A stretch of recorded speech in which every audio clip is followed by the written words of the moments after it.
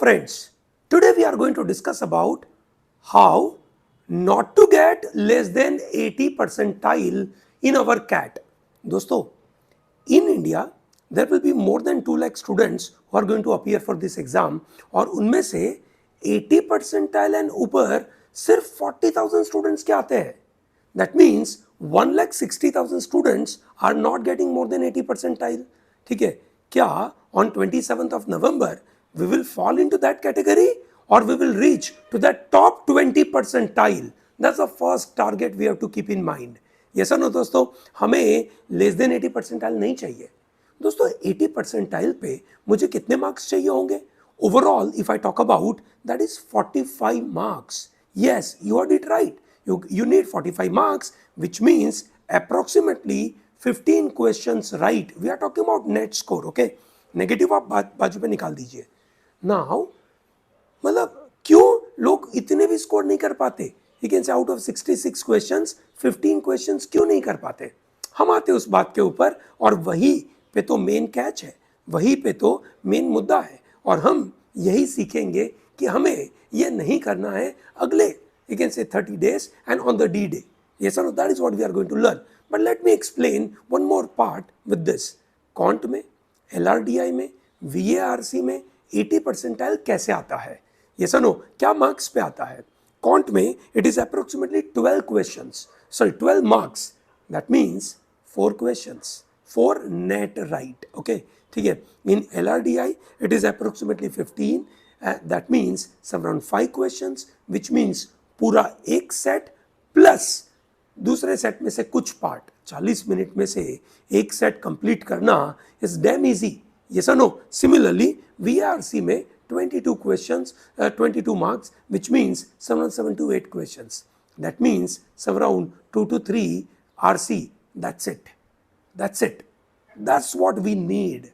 Okay, 45 marks overall. And more importantly, अगर आप 80 percentile के ऊपर टारगेट कर रहे हैं, दैट मीन्स एग्जैक्ट 82 के आजू बाजू टारगेट कर रहे हैं, then you are not required to worry too much about your sectional score as well, because the colleges which we are going to take this particular score that is 80 percentile and ऊपर, उन लोगों को आपके sectional से कोई लेना देना नहीं है एक्सेप्ट IIMs. ये सुनो, बेबी IIMs, उनके अलावा आपको कोई लेना देना नहीं है, तो प्रॉब्लम नहीं है. ठीक है. However, if you are targeting baby IIMs, which is possible at some lower score as well, ठीक है, that is above 80 के ऊपर, there is a good possibility for some of you to get baby IIM, so why not target that? Yes or no? ठीक है. तो हर एक section में कुछ अच्छा लेके आ जाए, that is very important. Now, why 1,60,000 students are not getting above 80 percentile? ठीक है. ओके, क्या कारण है?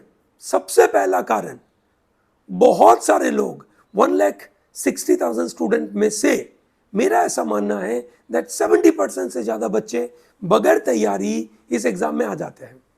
ठीक है. और इगेन से बोलते कि चलो हम तो कुछ कर लेते हैं. ठीक है. तैयारी नहीं करी, सिर्फ फॉर्म भर दिया.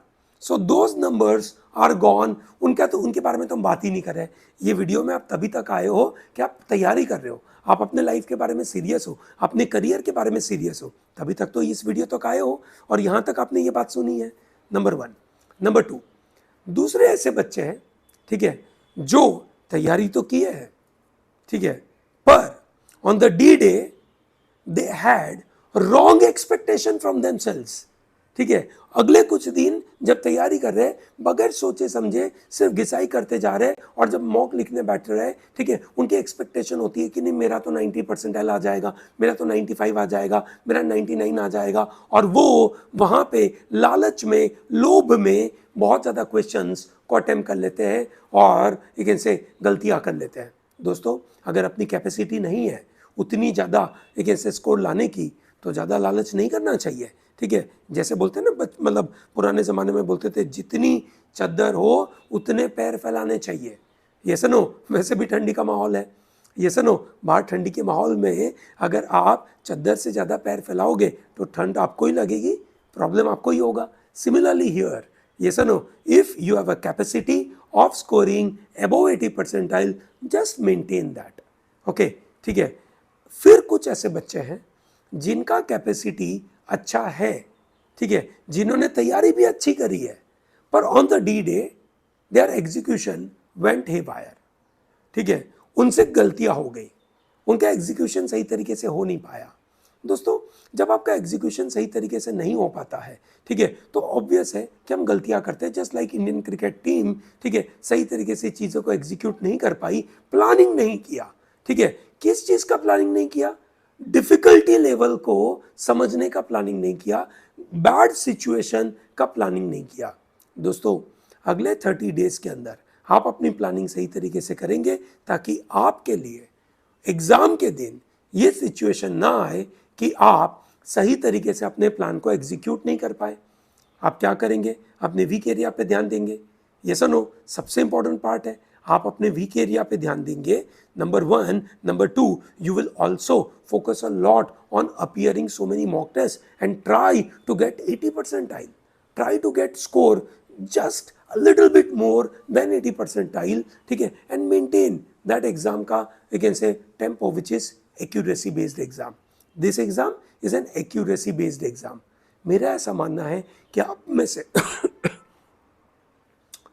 में से बहुत सारे ऐसे बच्चे हैं जो 80 परसेंटाइल के ऊपर काबिलियत रखते हैं और लेकर आएंगे अगर सही तरीके से प्लान करेंगे तो, ठीक है। मेरा तो ऐसा भी मानना है कि आप में से बहुत सारे लोग अभी अगले कुछ दिनों तक 80 परसेंटाइल का माहौल मेंटेन करके then you will possibly reach to 85, 88, 90 percentile तक आप पहुंचेंगे।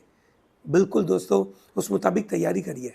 अगले 2 वीडियो में मैं आपके सामने ये बात करने वाला हूँ कि कैसे 90 परसेंटाइल तक हम हमारी कहानी को मेंटेन करें, क्या स्कोर मेंटेन करें, किस तरीके से उसको मेंटेन करें, ठीक है। ये 80 परसेंटाइल वाला पार्ट तो बिल्कुल समझ आया होगा, विल एंश्योर कि हम लेस देन 80 परसेंटाइल तो नहीं लेके आए, यस और नो, हम उन टॉप 40,000 स्टूडेंट्स में मेंटेन करेंगे अपने आप को ताकि हमसे कोई गलतियां ना हो। I hope it is very clear.